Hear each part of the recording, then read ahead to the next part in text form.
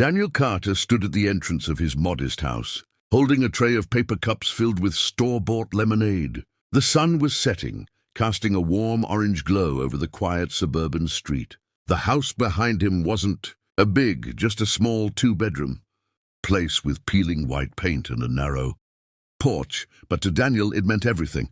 It was the first home he could finally call his own. For years, Daniel had lived paycheck to paycheck, raising his 7-year-old daughter Lily on his own. Life hadn't been kind to him, but he had never allowed bitterness to take root in his heart.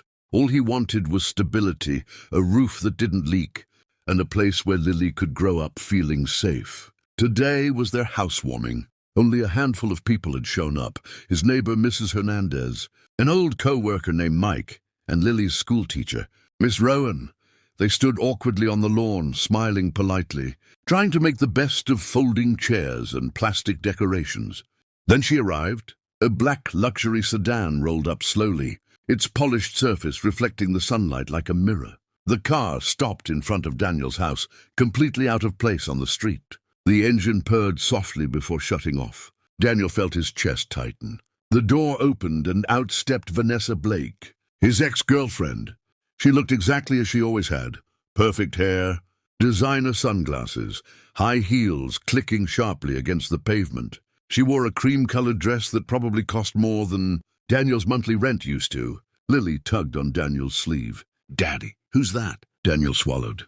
"That's someone I used to know." Vanessa scanned the house from top to bottom, lips curling slightly as if she were trying not to laugh. Then she removed her sunglasses and locked eyes with Daniel. "Well," she said loudly, drawing everyone's attention, "this is cute." Daniel forced a polite smile. "Vanessa, I didn't expect you." She shrugged. "I heard through mutual friends that you were having a housewarming." "I was curious." Her eyes flicked to the cracked steps, the cheap decorations, the lawn that needed mowing. "I just had to see it for myself." A few guests exchanged uncomfortable glances. Vanessa crossed her arms. "So this is where you ended up," she continued. "A tiny house in the middle of nowhere. Still struggling, I see." Daniel felt heat rise to his face, but kept his voice calm. "I'm doing just fine." She laughed, a sharp, mocking sound. "Daniel, don't lie to yourself. When we were together, I told you you'd never amount to anything. And look, single dad, dead-end job, and this." She gestured around. "This is your big achievement?" Lily clutched Daniel's hand tighter. Mrs. Hernandez cleared her throat. "That's enough, young lady." Vanessa ignored her. She crouched slightly to Lily's level, forcing a smile that didn't reach her eyes. "And you must be the daughter. Poor thing. Growing up like this." Daniel snapped. "Don't talk to my child."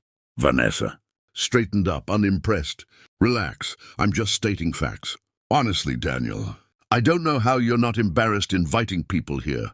A heavy silence fell over the yard. Daniel took a slow breath. "This house may be small, but it's full of love." "That's more than enough for us," Vanessa smirked. "Love doesn't pay bills." She turned back toward her car. "Well, I've seen enough. Good luck with all this." She took 2 steps away. Then, vroom! A deep, thunderous engine roar echoed down the street. Everyone turned.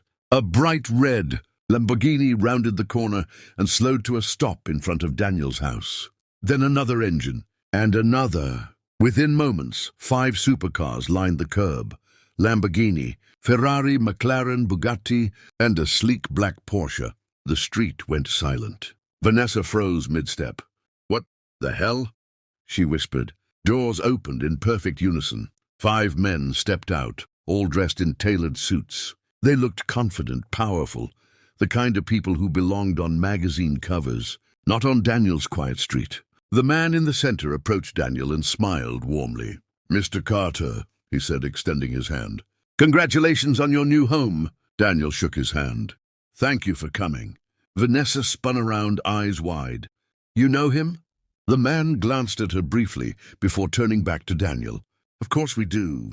He's the reason we're all standing here." Daniel turned to Lily and knelt down. "Sweetheart, why don't you go inside with Miss Rowan?" Lily nodded, though her eyes sparkled with curiosity. Vanessa stared at Daniel as if she were seeing a ghost. "What is this?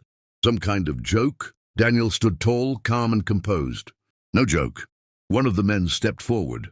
Daniel Carter is the founder of Atlas Systems, the cybersecurity framework that now protects half the financial institutions in this country. Vanessa's mouth fell open. That's impossible, she said. He worked in IT support. Daniel smiled faintly. I did while raising my daughter alone. At night, after she fell asleep, I coded. Another man added, when Daniel pitched his prototype, every investor turned him down, except us. The first man nodded. He refused to abandon his principles. He wanted ethical tech, fair access, and long-term impact. That's why we backed him. Vanessa took a step back, heels wobbling. Daniel continued calmly. I never told anyone because I didn't need validation. I bought this house because it's close to Lily's school, because she wanted a backyard. Vanessa laughed nervously.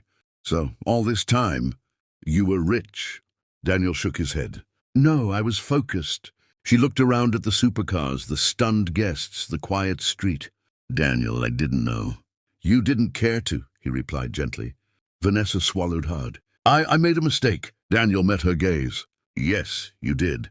The men stepped back respectfully as Daniel turned to address his guests. Everyone, he said, thank you for coming.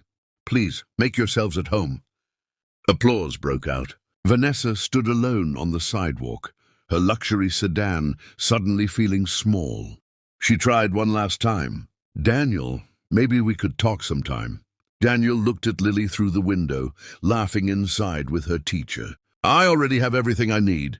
Vanessa said nothing. She got into her car and drove away. 5 minutes later, the supercars were gone too, but the lesson they left behind remained. Never measure a person's worth by what they show you.